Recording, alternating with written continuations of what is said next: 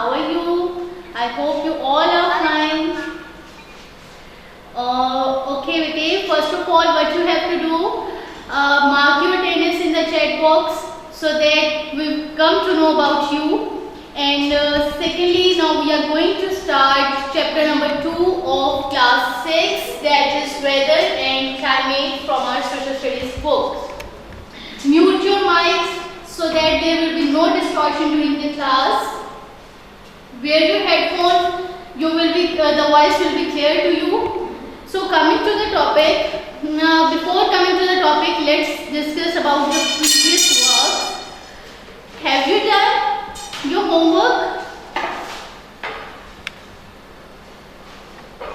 So let's revise our previous unit number 1 for those students who join us today. In our last chapter, we discussed about our country in the world. We discussed about our country. We had discussion about the diagrammatic representation of an area. हमने एक जगह के बारे में, maps के बारे में पढ़ा था. हमने उस चैप्टर में, चैप्टर नंबर 1 में हमने डिस्कस किया था रिलीफ मैप. हमने मुस्लिम वर्ल्ड को डिस्कस किया था और उसके बाद हमने मेनली पाकिस्तान को डिस्कस किया था कि इरिगेशन सिस्टम जो हमने डिस्कस किया. Then we discussed about the highest points, plateaus, जो कि the western area of Pakistan which was fairly highlands, plains के बारे में डिस्कस किया, माउंटेन्स के बारे में हमने डिस्कस किया. So but then we discussed about the geographical terms. अब आप सोशल स्टडीज में when we study about geography portion, in geography portion we mainly study about the mountains, the physical features found on the earth, that is mountains, hills, plateaus, plains, deserts, lakes, rivers. तो last chapter में हमने इन सब चीज़ों को discuss किया. Hopefully आपको समझ आई होगी. आपने क्वेश्चन आंसर्स भी सॉल्व किए होंगे. Now coming to the next topic, that is about the weather and climate.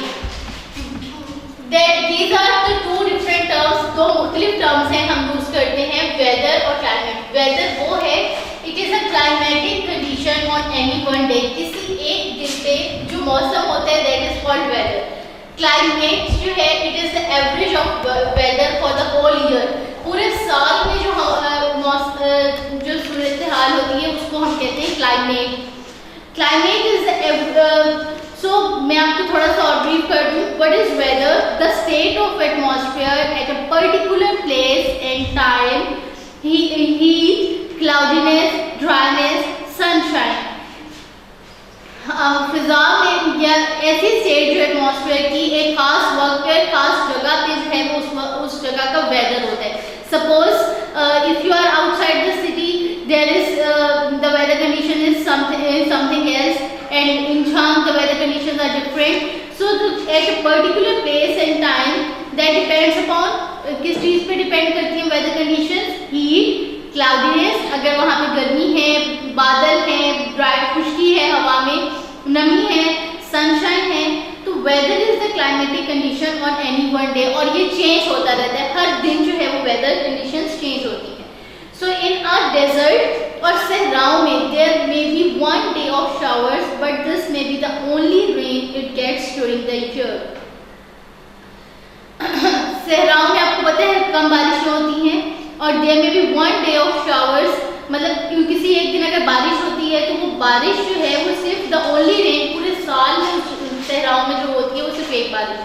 In the Arctic region during its short summer, Arctic region जहाँ पे मौसम गर्मा का दौरानिया कम होता है, there might be a few days when the temperature is quite high.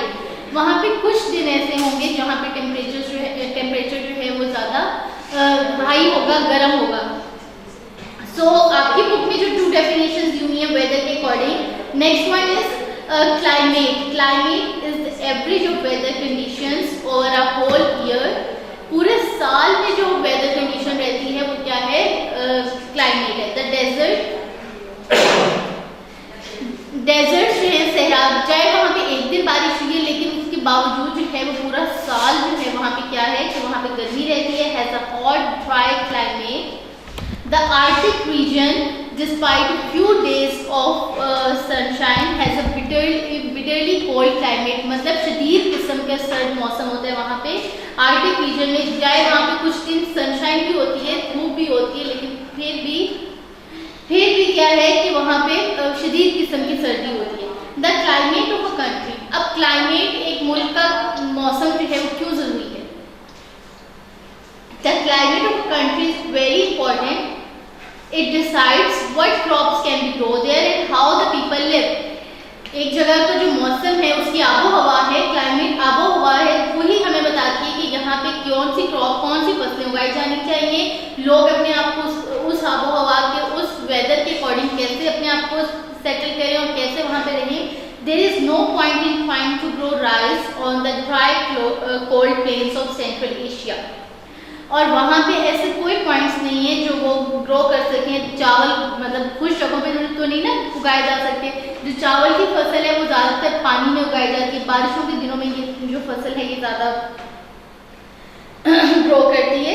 There is to grow rice on the dry cold plains of central Asia, nor mangoes in northern Russia. और mangoes जो है वो हम सर्दी में नहीं उगा सकते, मतलब सर्द इलाकों में नहीं उगाए जाते। आपको पता है पाकिस्तान में जो सिटी ऑफ मैंगोज है दैट इज मुल्तान, मीन्स जहाँ पे शदीद गर्मी पड़ती है। Bananas will not grow in Siberia not cotton in northern Canada. अब इसी तरह बनानास जो हैं वो कहाँ ग्रो नहीं कर सकते? साइबेरिया में। और इसी तरह हम कॉटन जो है जिसके लिए डिफरेंट वेदर क्लाइमेट और क्लाइमेट कंडीशन चाहिए होती हैं, आबोहवा मुख्तलिफ होती है बिल्कुल, तो वो जो है वो हम नॉर्दर्न कनाडा में नहीं उगा सकते। अब वजूहात क्या है? What causes the different climates, मुख्तलिफ जो है मौसम या डिफरेंट क्लाइमेट्स किस वजह से होते हैं। यहाँ पे आपकी बुक में हमें उन्होंने 7 रीजंस दी हुई है। That is distance from the equator, altitude, nearest to sea, ocean currents, air pressure, direction of wind and rainfall. क्या रीजन थे? टेम्परेचर जो है किसी भी जगह का जो टेम्परेचर है वो किस चीज पे डिपेंड करता है? डिस्टेंस फ्रॉम द इक्वेटर, किस चीज पे भी डिपेंड करते हैं? Distance from the equator. What is equator? Equator मैंने आप लोगों को लास्ट लेक्चर में भी बताया था। इक्वेटर वो लाइन है जो कि सेंटर से गुजर रही है and centre passes from the centre, और ये डिवाइड करती है नॉर्दर्न और साउदर्न हेमिस्फीयर में, मतलब शुमाल और जनूब में जो है वो डिवाइड करती है। तो डिस्टेंस जो है इक्वेटर वो डिसाइड करते हैं। जो इलाके इक्वेटर इस लाइन से, सेंटर वाली लाइन से जो है वो क्लोज होंगे, मीन्स अगर ये हमारे पास इक्वेटर है तो इस लाइन के जो नज़दीक वाले जो होंगे कंट्रीज, उन कंट्रीज में क्या होगा कि वहाँ पे ज़्यादातर जो है the warmer and waiter it will B, थोड़ी सी गर्मी होगी और फिर वहाँ पे नमी है। द नॉर्थ और south pole it will be bitterly cold, और शदीद सर्दी होगी। जितना हम दूर जाते जाएंगे इक्वेटर से, जितना हम दूर जाएंगे वहाँ पे क्या होगा? वेदर कंडीशन चेंज हो जाएंगी, वहाँ पे क्या होगा? सर्दी होगी, कोल्ड होगा, सर्दी होगी, और यहाँ पे क्या है? वार्मर है। सो नेक्स्ट इज, अब हम चलते हैं नेक्स्ट पे। और कंट्रीज कौन सी हैं जो इक्वेटर के नजदीक हैं? That is Brazil, equator. So our second part is altitude. Next we will discuss about altitude. The altitude क्या है? The height of a place above sea level. सतह समंदर से ऊंचाई, जितनी ज्यादा हम ऊंचाई पे जाते रहेंगे उतनी ज्यादा क्या होगा? वहाँ पे सर्दी होगी। वहाँ पे मौसम सर्द रहेगा। The higher we are, the colder it is. और माउंट किलिमंजारो 5200 मीटर हाई, यहाँ पे माउंटेन्स, कीनिया की एक माउंटेन जो है वो उसका यहाँ पे उन्होंने आपको पिक शो की हुई है कि इसकी जो है क्या है इसकी height, that is 5200 metre above the sea level, सतह समंदर से 5200 metre above. So is almost right on the equator, yet its top is covered with snow all year round. और क्या, और इसकी जो पीक है, माउंटेन की पीक है, पूरा साल किस चीज से ढकी रहती है? बर्फ से ढकी रहती है। Snow less than 100 kilometre away on the plain at above sea level, the average temperature all year round is about 30 degree centigrade. अब उन्होंने आपको क्राइटेरिया भी आपकी बुक में बताया, वो ये कि 100 kilometre away on the plain at about sea level पे, that is less than on the plane at about sea level, the average temperature जो कि टेम्परेचर सारा साल जो वहाँ पे रहता है that is about round about 30 degree centigrade. Next is proximity. Proximity means nearness to the sea. जितना आप समंदर के नज़दीक वाले इलाकों में रह रहे होंगे वहाँ पे जो वेदर कंडीशंस हैं वो डिफरेंट होगी। The temperature of the oceans does not vary much from summer to winters. लेकिन जो टेम्परेचर है ओशंस का वो समर टू विंटर जो है वो मोस्टली चेंज नहीं होता, ठीक है, ज़्यादा चेंज नहीं आता। Usually the sea keeps places near the coast cooler in summer and milder in winter than those in the interior of large countries. अगर हम मुल्क के बाकी इलाकों की निस्बत देखा जा सके तो ज़्यादा जो है टेम्परेचर का डिफरेंस नहीं आता। और क्या होता है कि जो समंदर के नज़दीक जो इलाके हैं वो कोस्ट जो है वो गर्मियों में ठंडे हो जाते हैं एंड माइल्डर इन विंटर, और गर्मियों में थोड़ा दरमियाना मौसम, सर्दियों में थोड़ा दरमियाना मौसम रहता है देन दोज, और किसकी निस्बत वो जो मुल्क के बाकी अंदरून जो है इलाके हैं।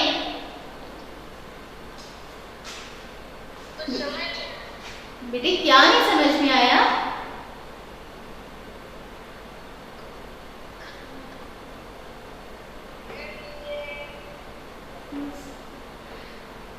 अपना नाम बताओ।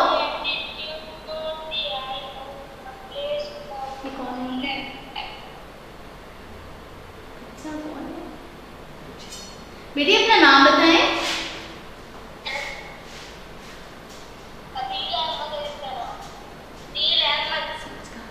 समझ कहाँ से नहीं आई?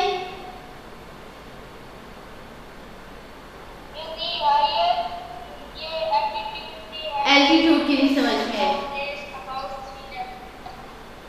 ठीक है बेटे मैं बता रही हूँ। अल्टीट्यूड कहते हैं, आसान वर्डों में अल्टीट्यूड कहते हैं the height of a place above sea level. सतह समंदर से जितनी हम ऊंचाई पे जाते हैं, अगर आपको आसान लफ्जों में बिल्कुल समझाती हूँ तो मीन्स के पहाड़ी इलाके जो हैं जितनी हम ऊंचाई पे जाते रहेंगे, जैसे हमारे यहाँ पाकिस्तान का अगर हम देखें तो जो नजरन एरियाज है, कावान, नाराम, कावान, यहाँ पे आपको पता है सारा साल मौसम दरमियाना ही रहता है। वहाँ पे मीन्स ठंड होती है, ज़्यादा गर्मी नहीं पड़ती। क्यों नहीं पड़ती? क्योंकि माउंटेन्स जो हैं, पहाड़ों की जो पीक है वो किससे ढकी होती है? वो बर्फ से ढकी होती है, snow through out the year, ठीक है। आपकी बुक में उन्होंने एग्जांपल दी हुई है कीनिया की एक जो है माउंटेन की, और उसके बारे में बताया गया है कि ये जो है वो पूरा साल जो है वो जो है बर्फ से ढकी रहती है, स्नोफॉल रहती है, और 5200 मीटर हाइट इसकी हाइट भी उन्होंने बताई हुई है कि 5200 जो है वो metre above the sea level. Is it clear? Okay next is आपकी बुक में look at the temperature chart below. ये जो टेम्परेचर चार्ट आप लोगों को दिया हुआ है पेज नंबर 10 पे, जहाँ पे डिफरेंट सिटीज बताए हुए पाकिस्तान की, कराची, लाहौर और सबेरिया। जनवरी में टेम्परेचर 18 डिग्री सेंटीग्रेड, जुलाई में 31, और डिफरेंस क्या है 13.5 का, मतलब सर्दी और गर्मी के दरमियान में जो डिफरेंस आया है मौसम का वो भी उन्होंने डिस्कस किया है। नेक्स्ट इज लाहौर का जो जनवरी में टेम्परेचर होता है दैट इज 12 डिग्री सेंटीग्रेड, और जुलाई में 34 डिग्री सेंटीग्रेड, और डिफरेंस क्या है 22, मीन्स कि जुलाई में जो है वहाँ पे गर्मी ज़्यादा बढ़ जाती है और जनवरी में मौसम जो है वो ज़्यादा ठंडा होता है। साइबेरिया में -40 डिग्री सेंटीग्रेड और जुलाई में 20 डिग्री सेंटीग्रेड, और डिफरेंस क्या है 60 डिग्री सेंटीग्रेड। तो means the temperature of the ocean does not vary much from summer to winter. सर्दियों और गर्मियों में जो टेम्परेचर होता है ओशंस का वो ज़्यादा चेंज नहीं होता, ठीक है। बनिस्बत उन इलाकों के जो सतह समंदर मीन्स जो ओशन से दूर हैं वहाँ पे गर्मियों में ज़्यादा गर्मी और सर्दियों में ज़्यादा सर्दी होती है। लेकिन कराची देखिए आपको पता है समुद्र के नज़दीक है और वहाँ पे डिफरेंस भी कम है, टेम्परेचर डिफरेंस भी कम है, वहाँ सिर्फ 13 डिग्री सेंटीग्रेड जो है वो टेम्परेचर डिफरेंस है। So next is ocean currents. Ocean currents means कि हवाएं जो चल रही हैं in some part of the world. Ocean currents also affect temperature. The cold Humboldt current from the Antarctic sweeps up the west coast of South America, keeping countries like Peru, which is well within the tropic, quite cool. अब वो आपको क्या बता रहे हैं कि जो ocean currents हैं, हवाएं जो हैं वो भी ज़्यादा जो है इफेक्ट देती हैं किस चीज़ का, टेम्परेचर चेंज करने में, इफेक्ट्स ऑन टेम्परेचर। अब जो एक करंट जो है ओशन करंट का नेम उन्होंने दिया है कि सर्च जो है कोल्ड हम्बोल्ट करंट जो अंटार्कटिक ओशन से आ रही है, sweeps off the west coast, जो कि मगरबी जो साहिल हैं of South America, keeping countries, और वो जो मुल्क हैं जैसे कि पेरू और देन इस ट्रॉपिक्स के नज़दीक जो कंट्रीज हैं उनको फिर क्या करते हैं, जैसे ट्रॉपिक ऑफ कैंसर और ट्रॉपिक ऑफ कैप्रिकॉर्न, ये इक्वेटर है, इक्वेटर के नज़दीक इतने डिग्री जो है डिफरेंस पे ट्रॉपिक ऑफ कैप्रिकॉर्न, और फिर सदर्न साइड पे ट्रॉपिक ऑफ कैंसर। तो ये जो ट्रॉपिक्स के नज़दीक जो कंट्रीज हैं वो फिर ज़्यादातर क्या होते हैं, कूल रहते हैं। Lima only 12 degree south of the equator, सिर्फ 12 डिग्री साउथ, ये इक्वेटर अगर हम इस लाइन को शो कर रहे हैं तो सिर्फ 12 डिग्री साउथ पे has a temperature range of, और वहाँ पे टेम्परेचर क्या है 16 से 22 डिग्री सेंटीग्रेड। और दूसरी तरफ द गल्फ स्ट्रीम और north Atlantic drift which comes from the warm gulf of Mexico crosses the Atlantic Ocean to keep most of the Europe's west coast much warmer than it should be। और इसी तरह उन्होंने बताया कि दूसरी तरफ जो गल्फ स्ट्रीम है और नॉर्थ अटलांटिक ड्रिफ्ट है। अब बेटी ये जो है ये टर्म्स ऐसी हैं कि हम इनको उर्दू में जो है डिक्टेट नहीं कर सकते, ठीक है। यू हैव टू अंडरस्टैंड, आपको ऐसे ही इन्हें रीड करना है। North Atlantic drift which comes to, कहाँ से आती है, गल्फ ऑफ मैक्सिको, और जो क्रॉस करती है अटलांटिक ओशन टू कीप, ज़्यादातर यूरोपियन जो कंट्रीज हैं फिर उनको यूरोप को जो है वो उनके साहिलों को गर्म और much warmer than it should be, जितना वो हैं उससे ज़्यादा। तो नेक्स्ट इज आप नंबर 7 पे देख के हम डिस्कस कर रहे हैं रेनफॉल बारिशें। अब किसी भी जगह की टेम्परेचर और वहाँ की जो वेदर कंडीशंस हैं, बारिशें ज़्यादा इफेक्ट करती हैं। In determining the climate of a place, the world's average rainfall is between 1000 to 2000 millimetre a year, कि पूरी दुनिया में एक जो एवरेज रेनफॉल है वो कितनी है, 1000 से 2000 मिलीमीटर पूरा साल में। Though there are great differences places in the Atacama desert, या आपको यहाँ पे नासा ने जो है यहाँ पे एक पिक्चर शो की हुई है सहरा की, Atacama desert in western chilli.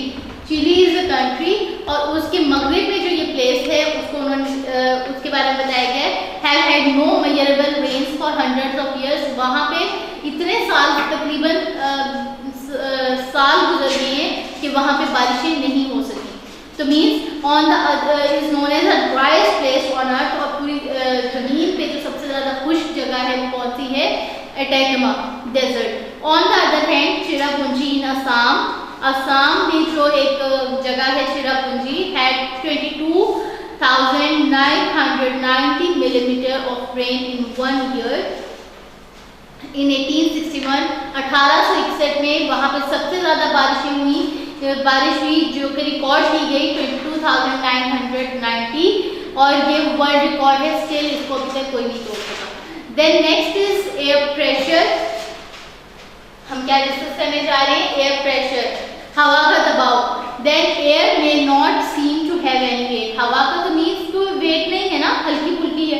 Then but it does, हवा का दबाव जो है वो एक वेदर कंडीशंस पे, वो टेम्परेचर पे उस जगह के जो है वो ज़्यादा चेंजेस आते हैं। आप ये देखें कि अगर जिस दिन ज़्यादा गर्मी है और हवा नहीं है, हम उसको कह देते हैं हबस हो गया है, हवा नहीं चल रही है, हवा में नमी है, मॉइस्चर है, then it is humid condition.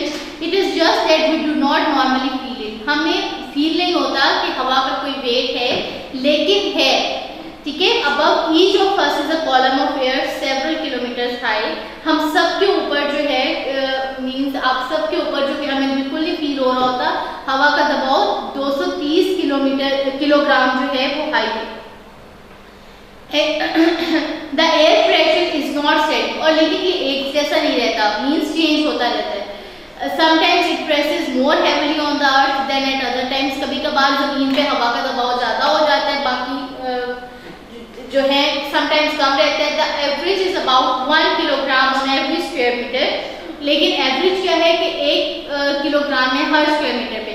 When the pressure is high, जब हवा का दबाव ज़्यादा होता है, the air is pushing down on the surface, the weather is usually fine and dry, उस टाइम जो है वो ज़्यादा खुश्क मौसम होता है means. And when the pressure is low it is usually stormy and wake, लेकिन जब हवा का दबाव कम होता है, आपको पता है उस वक्त में आंधियाँ और फिर बारिशें जो है वो मुतवक्किल होती है, मीन्स बारिश हो जाती है। डायरेक्शन ऑफ विंड, अब आपने न्यूज़ में भी अक्सर सुना होगा जब वेदर फोरकास्ट के बारे में बता रहे होते हैं, तो उसमें भी एक बताते हैं कि डायरेक्शन ऑफ विंड, हवा के जो रुख है वो किस सिमत है। तो the direction of wind from which the wind usually blow also has an effect on climate. If a place mainly has north winds, it is usually cold because they blow in from the Arctic or colder regions. अगर आप ये देखें कि जो हवा का दबाव है वो शुमाल की जनूब की जानिब से है, that is from the north winds, और वो ज़्यादातर क्या होंगी, सर्द होंगी। मैंने आपको भी बताया कि इक्वेटर से हम जितनी दूर चले जाते हैं पोल्स पे, नॉर्थ और साउथ पोल, क्या होता है कि वेदर कंडीशन जो है वो मौसम ज़्यादा सर्द होने लग जाता है, ठीक है, क्लाइमेट कोल्ड हो जाता है, एंड दैट्स व्हाई वहाँ से भी जो हवाएं इन एरियाज से चलती हैं वो क्या होती हैं, ज़्यादा सर्द होती हैं। लेकिन अगर हम साउदर्न हेमिस्फीयर की बात करें which are cool, if the wind blows across a large area of sea, they pick up a large amount of water. अब जो हवाएं जो हैं वो समंदर से चल रही हैं, जो वो क्या होती हैं, वो हवाएं जो है अपने साथ पानी नमी को अब्जॉर्ब कर लेती हैं, पानी अब्जॉर्ब कर लेती हैं, और फिर क्या होता है जब वो किसी ठंडे इलाके से जाती हैं और फिर वहाँ पे बारिशें होती हैं। Then if the places faces north in the northern hemisphere, it is usually cool. If it faces south, it is usually warmer. लेकिन जैसे अगर वो नॉर्थ वाली साइड पे है तो वो क्या है, जो है वो ठंडी हवाएं हैं, लेकिन जैसे ही अगर हम साउथ की तरफ देखें तो वो क्या है, ज़्यादातर वो गर्म होगी। Places and valleys are often sheltered and have warm climates. लेकिन जो वादियों में जो रहते हैं और often sheltered and have, उनके जो है मौसम क्या है, वहाँ पे मौसम ज़्यादातर गर्म रहता है। So that is all about the today's lecture. Let's have a quick review. आज हमने पढ़ा वेदर और क्लाइमेट के बारे में। वेदर और क्लाइमेट दो डिफरेंट टर्म्स हैं, मुख्तलिफ हैं। वेदर मीन्स किसी भी जगह की climate condition, state of atmosphere एक दिन के लिए मीन्स कि चेंज होता रहता है, लेकिन क्लाइमेट क्या है कि पूरा साल की जो आबो हवा है, that is the average of weather for the whole year, that is called climate. अब क्या हमारे पास डिफरेंट क्लाइमेट्स कैसे आते हैं, ठीक है। क्लाइमेट चेंजेस की वजूहात क्या है, रीजंस क्या है। Number 1, distance from the equator means कि जो सेंट्रल लाइन है, मैंने आपको फर्स्ट लेक्चर में भी आपको बताया था कि इक्वेटर वो लाइन है, वो सेंट्रल लाइन है जो अर्थ को दो पोल्स में डिवाइड कर देती है, नॉर्थ और साउथ में। Altitude means height from the sea level, सतह समंदर से ऊंचाई। Nearest to sea that is कि कितना नजदीक है, अगर कोई इलाका जो है वो समंदर से नजदीक है, then there will be जो वेदर कंडीशंस है वो डिफरेंट है, और जो जितना सतह समंदर से दूर है वो वेदर कंडीशंस जो है वो डिफरेंट है। Ocean currents and there is air pressure, direction of wind and rainfall. Air pressure जो है हवा का दबाव, अभी हमने डिस्कस किया, वो डिफरेंट है। Then is direction of wind. Direction of wind is हवा की सिमत जो है। And number 7 is that is rainfalls. Rainfalls सबसे ज़्यादा अहम है किसी भी जगह की जो है किसी वेदर कंडीशंस के को जानने के लिए। Weather conditions that is all about the today's lecture. आज के लेक्चर इतना ही। If you have any questions then please ask.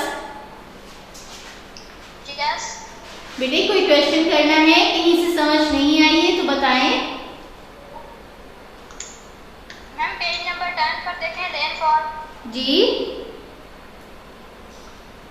The words average rainfall is between 1000 and 2000 mm a year. इसका क्या मीन है? मिलीमीटर, मतलब ये एक जैसे हम सेंटीमीटर, लीटर हम यूज करते हैं ना, किलोग्राम यूनिट यूज करते हैं किसी चीज को नापने के लिए, तो इसी तरह इन्होंने मिलीमीटर हम यूज करते हैं।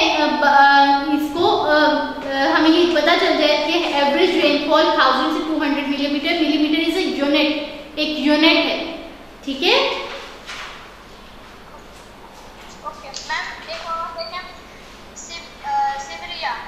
हाँ जी, साइबेरिया। yes, -40 सेंटीग्रेड, इसका क्या मीन है? माइनस मीन्स यहाँ पे ज्यादा ठंड होती है, जो नॉर्मल टेम्परेचर जो है 1 डिग्री से कम चला जाता है ना। आपने मैथ्स में पढ़ा होगा कि नंबर लाइन जब हम ड्रॉ करते हैं तो पॉजिटिव यहाँ पे सेंटर पे 1 2 और यहाँ पे -1 -2 ऐसे ही बढ़ती है ना। तो फिर ये दैट इज -40 डिग्री, मतलब वो बिल्कुल नीचे आता जा रहा है, टेम्परेचर कम होता जा रहा है, -40 पे जा रहा है और वहां पे सर्दी ज्यादा है, ठीक है। और वेदर और क्लाइमेट में थोड़ा सा डिफरेंस बताएं। बेटे वेदर जो है वो एक दिन की सूरत हाल है, मींस के that is the climate condition on any one day, किसी भी दिन का, ठीक है। और वो किस चीज पे डिपेंड करती है? खास जगह का जो उस टाइम का वेदर कंडीशन है, जो डिपेंड करता है हीट पे, क्लाउडीनेस पे, बादल है या नहीं है, ड्राइनेस है, सनशाइन है, तो वो क्या है? वो वेदर है। लेकिन क्लाइमेट क्या है कि पूरे साल की आबोहवा का एक प्रॉपर जो है वो हमें पता होना वो that is the climate. It is the average weather condition over a whole year, ठीक है। और मैम ये बताएं, मैम इक्वेटर की जो जी बेटे आपकी आवाज नहीं क्लियर है।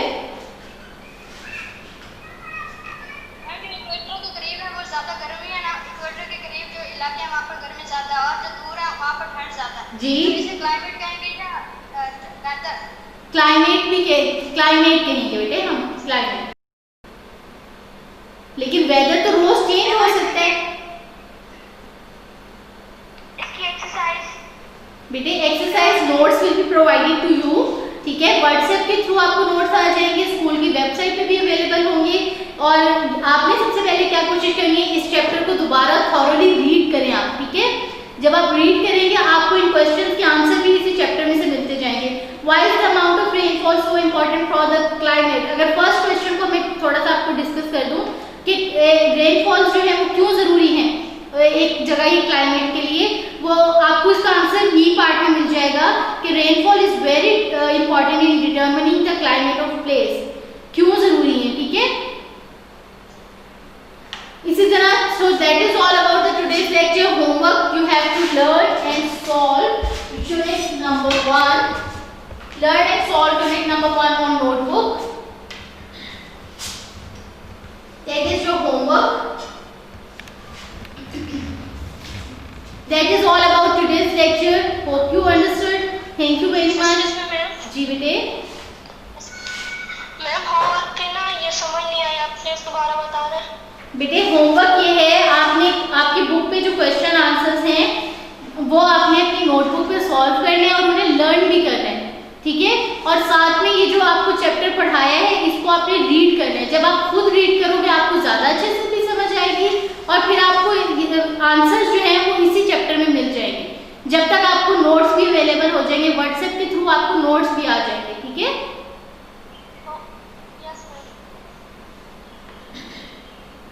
Thank you very much, Allah Hafiz.